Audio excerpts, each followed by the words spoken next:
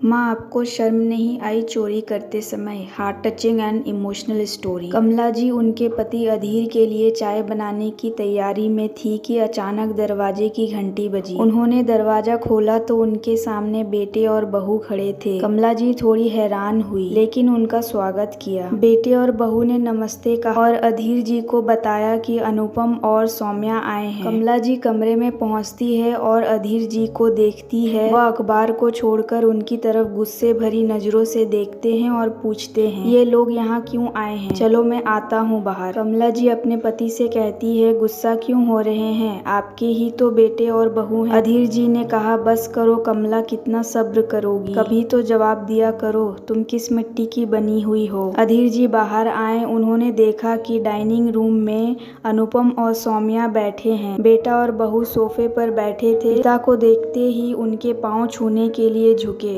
अधीर जी ने कहा, ठीक है बैठो। वे भी उनके साथ सोफे पर बैठ गए। कमला जी चाय और खाने की चीजें लाने किचन में गई। फिर कमला जी ने पूछा, और सब ठीक है? आज 7 सालों के बाद हमारी याद कैसे आ गई? अनुपम ने माँ पापा की तरफ देखते हुए कहा, याद तो मम्मी बहुत दिनों से आ रही थी, लेकिन आपके सामने आने की हिम्मत आज ही कर पाए हैं। अचानक से अनुपम ने पापा के पैर पकड़े और चिल्लाकर रोने लगा। सौम्या सिर झुकाए हुए, उसकी आंखें भी नम थी। अधीर जी ने एक शब्द भी नहीं कहा। कमला जी हैरान थी। तभी अनुपम ने पापा से धन्यवाद कहा और कहने लगा कि यह शब्द बहुत छोटा है, लेकिन आज आपकी वजह से मैं अपना सर उठाकर सबका सामना कर पा रहा हूँ। अगर आपने मेरी 40 लाख की मदद नहीं की होती तो आज मैं जेल में होता। कमला जी ने पति की तरफ हैरानी से देखा। 40 लाख कब और क्यों दिए? ये बात तो मुझे नहीं पता थी और आपने मुझे कुछ बताया भी नहीं इस बारे में। कमला जी की बातें सुनकर अनुपम और सौम्या भी हैरान हो गए। अधीर जी ने कहा, हाँ मैंने नहीं बताया क्योंकि तुम परेशान हो जाती। तुम्हें यह पता चलता कि हमारे बेटे ने लाखों रुपए का लोन लिया था। एक फाइनेंस कंपनी से लोन लिया था जिसको चुका नहीं पाया, फिर कंपनी ने केस कर दिया था। तो मैंने फाइनेंस कंपनी वालों से बात करके बस 40 लाख चुका दिए। नहीं पापा, बस नहीं, आपको नहीं पता आपने हमारे लिए क्या किया है। जब सबने हमारी मदद करने को मना कर दिया, तब आपने ही बिना कुछ जताए हमें इस मुश्किल समय से निकाला। मैं और सौम्या यहाँ आज उसी के लिए आए हैं। हम दोनों ने आपके साथ इतना बुरा करने के बाद भी आपने हमारी मदद की। यह हमारा सिर झुकाने के लिए काफी है। हम माफी मांगने आए हैं। प्लीज आप दोनों हमें माफ कर दे। जो हुआ उसे भूल जाए और हम आगे से ऐसी गलती नहीं करेंगे। अधीर जी ने इशारे में कहा, मैं तुम्हें मरते दम तक माफ नहीं करूँगा। उन्होंने कहा, तुमने कुछ कहा होता तो मैं सह लेता, लेकिन तुम्हारी बीवी ने तुम्हारी माँ के ऊपर गहने की चोरी का इल्जाम लगाया। तुम शायद भूल गए हो, तुम्हारी माँ ने तुम्हारी दादी के लिए अपने सारे गहने दे दिए क्योंकि इज्जत की बात थी। गहने तो कभी भी बनवा लेते, पर आपकी इज्जत उछलने नहीं दूंगी। मैं और तुम्हारी माँ ने कभी भी पैसों का मोह नहीं रखा। मुझसे पूछो, तुम्हारी माँ ने तुम्हारी पढ़ाई लिखाई, तुम्हारे करियर को बनाने के लिए क्या क्या सहा है, और तुमने अपनी माँ पर ही चोरी का इल्जाम लगा दिया। सौम्या ने तो तुम्हारी माँ की अलमारी की तलाशी भी ले ली और तुम भी उसका साथ दे रहे थे। तुमने एक बार भी उसको रोका नहीं। इसका मतलब तो यही हुआ कि तुम्हें भी शक था कि माँ ऐसा कर सकती है। और फिर बाद में वो गहने सौम्या के अलमारी के नीचे मिले, तब बड़े आसानी से कह दिया, सॉरी, कभी कभी गलत फैमिली हो जाती है। तुम जिस पर शक कर रहे थे वो तुम्हारी माँ थी। तुमने ऐसा सोचा भी कैसे कि वह चोरी कर सकती है? तुमने तो वही किया जो तुम्हारी पत्नी ने करवाया। सौम्या तो हमारे बारे में नहीं सोची, लेकिन तुम तो हमारे अपने थे ना। तुमने भी अपनी माँ को रुसवा करने में कोई कसर नहीं छोड़ा। मैं तुम्हें और तुम्हारी पत्नी की शक्ल भी नहीं देखना चाहता। साथ रहना भूल जाओ। आज अगर ईश्वर भी मुझसे कहेंगे कि इन्हें माफ कर दो, लेकिन मैं उन्हें भी मना कर दूंगा। मैं तुम्हारी मदद भी इसीलिए की थी क्योंकि अगर तुम्हारे जेल जाने की बात तुम्हारी माँ को पता चलती तो ये उसी दिन ऊपर चली जाती, और मैं इसे खोना नहीं चाहता। अधीर जी ने कहा कि यह सब उन्होंने अपने लिए किया है, और अगर तुम्हारी माँ तुमसे रिश्ता रखना चाहती है तो उसका फैसला है। ना मैंने उसे पहले कभी मना किया था, ना अब करूँगा तुमसे मिलने के लिए, लेकिन मैं तुमसे नहीं मिलना चाहता। अनुपम ने उनको समझाने की बहुत कोशिश की, लेकिन अधीर जी घर से बाहर निकल गए। कमला जी ने अनुपम को समझाया कि औलाद का एक गलत कदम माँ बाप को तोड़ने के लिए काफी होता है। माँ बाप तो हमेशा अपने होते हैं, बस औलाद ही बदल जाती है। फिर सब शांत हो गए। कमला जी अपने कमरे में गई क्योंकि उनकी भी अपनी इज्जत थी। कमला जी ने अनुपम को समझाया कि अब तुम्हें माफी के बिना ही जिंदगी गुजारना है। उन्होंने बेटे बहू को माफ नहीं किया। सौम्या और अनुपम उनकी सजा थी क्योंकि अब उन्हें माँ बाप की माफी के बिना जिंदगी गुजारना पड़ेगा। इससे बच्चों को अपने माँ बाप की जिम्मेदारी को समझने की आवश्यकता होती है क्योंकि वह हमेशा हमारी भलाई सोचते हैं। आशा करती हूँ यह वीडियो आपको पसंद आया होगा। इस वीडियो पर आपकी क्या राय है हमें कमेंट कर जरूर बताएं। वीडियो पसंद आया हो तो लाइक और शेयर करना बिल्कुल ना भूलें। चैनल पर नए हो तो चैनल को सब्सक्राइब जरूर कीजिए। वीडियो देखने के लिए, कहानी सुनने के लिए आपका बहुत बहुत धन्यवाद।